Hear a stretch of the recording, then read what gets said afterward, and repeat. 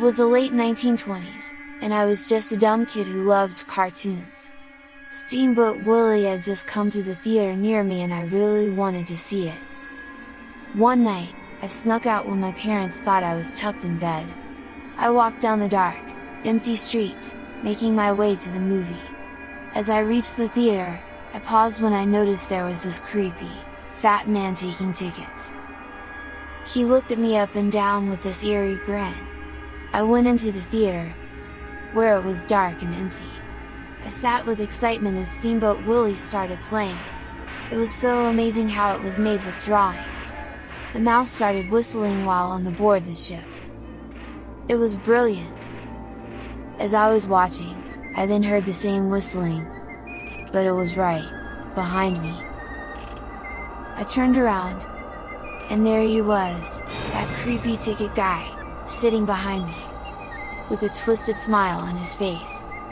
I wanted to leave, but when I stood up, he stood up too, blocking my way. I ducked down, hid under the seats, and tried to crawl away. He said I didn't get my candy and wanted me to come to the back with him to get it.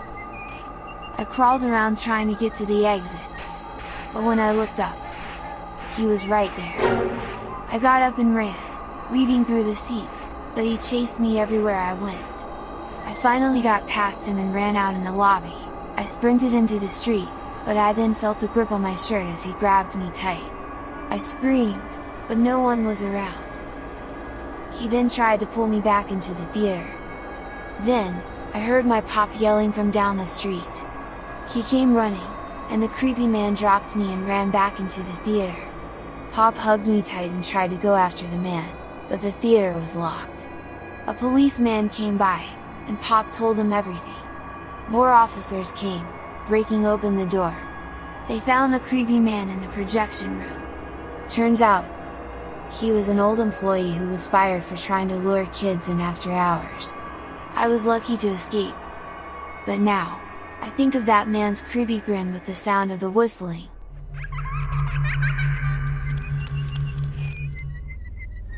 I'd always been good at drawing, and landing a job at a cartoon animation house was a dream come true for me. The boss, a charismatic figure, constantly pushed the boundaries of what we could create. It was challenging, but it was also the best job I ever had. However, amidst the creativity and excitement, there was one unsettling person in the studio. His name was William. He was strange, to say the least. Inappropriate conversations, creepy tales of violence, all partnered with that nasty grin showing decaying teeth. He made everyone uncomfortable. His whistling of random tunes only added to the eerie atmosphere. He was a strange man, but he was a great artist. One evening, during a meeting with the boss to showcase our newest drawings, William took things too far. He presented a cartoon of animals engaging in disturbing activities, complete with animated red paint for blood. The boss, disturbed, fired William on the spot. William became irate and began punching walls and flipping desks. On his way out, his final response was a menacing promise: "You'll be sorry." A few days later, in the late hours of the night, I was working alone in the office. I had been working for a few hours trying to get this one cartoon finished. I stood up to grab another pencil, and as I passed the window, I noticed a figure with a human body, but a mouse head, standing outside in the street. It was William, wearing a mouse mask with a sinister smile, and he was holding an axe. Panic set in as I ran downstairs to try and lock the door, but he was already at the entrance. He started whistling his usual tune as he slowly walked in. I fled upstairs to my office, locked the door, and heard the whistling approaching from down the hall. Suddenly, silence.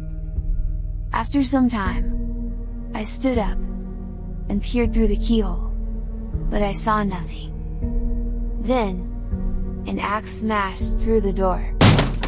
I screamed as William, with the mouse mask, peeked his head through the hole. He reached in and unlocked the door. Crawling away, I closed my eyes, expecting the worst.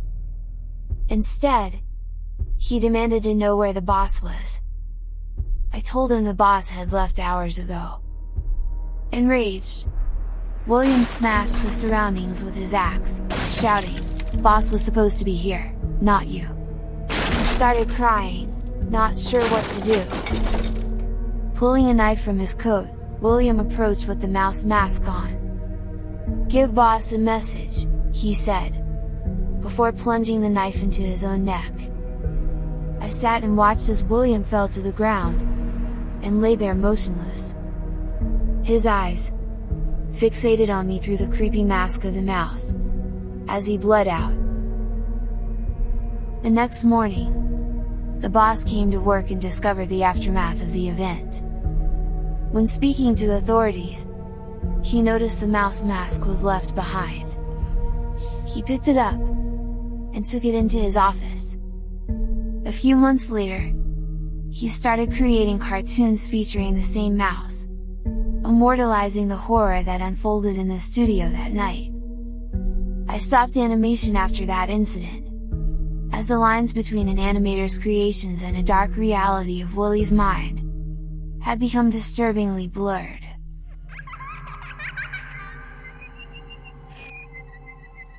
I was in the Navy during the Great War, navigating the seas, and witnessing unthinkable horrors that still haunt me years later. The ocean, once a great passion of mine, has become a reminder of the violence and bloodshed I had witnessed at sea. I had worked on various famous ships, but the war had stolen my love for the sea. Years after I left the Navy, in 1928, I found myself working at a factory called Bethlehem Steel, a job I landed through some fellow Navy friends. My colleagues knew about my naval past, but they were unaware of the nightmares that still clung to me. Aside from my past, life was stable. I had a decent job, good pay, a home, and good coworkers. One evening, my coworkers invited me to a picture show after our shift at the factory to watch a new cartoon featuring a mouse. This was a bit childish for me, but I thought I'd try it. At the theater, the cartoon began innocently enough. A cartoon mouse whistling on a boat. However, as the animated mouse frolicked on the screen, memories of war flooded my mind. I couldn't shake the feeling of being back on a sinking boat, the waves of trauma crashing over me. I abruptly stood and left the theater, the haunting whistling of that mouse lingering in my ears. That night, I struggled to sleep. I knew I had an early shift at the factory, so desperation led me to search through the cabinets, where I found pills I had forgotten about that were prescribed to me long ago to help me sleep. I took a few, hoping for relief, and settled into bed. Little did I know, my evening rest would only open the gates to a horrifying nightmare. In the dream, I found myself on a sinking boat, desperately attempting to halt the relentless flood. No matter how much water I got out, more and more got in. During my panicking efforts, the whistling of the mouse echoed through the air. Panic consumed me as I searched for the source, but couldn't find it. I then got nauseous as the panic and seasickness gripped me, and as I leaned overboard to vomit, I glimpsed something in the water, its eyes glowing white, a malevolent smile revealing sharp teeth. It was the mouse. Before I could react, it flung out of the water and onto the boat. Its bones cracked as it stood up unnaturally, and stared right at me. It stretched its arms out, let out a demonic screech, and chased after me. I ran off as the chase began, the mouse pursuing me with screeching that chilled my soul. It got harder to run as the boat sank further, and the mouse closed in on me. In the blink of an eye, the boat vanished beneath my feet, leaving me alone in the dark ocean. Struggling to breathe, I swam around trying to figure out what I was going to do. I peered into the abyss beneath me, only to witness the emergence of a colossal, smiling mouse face. It resembled a monstrous sea monster, and terror gripped me as it sucked me into the depths. I awoke in a cold sweat, rushing to the bathroom to vomit. I laid awake in bed the rest of the night, unable to sleep.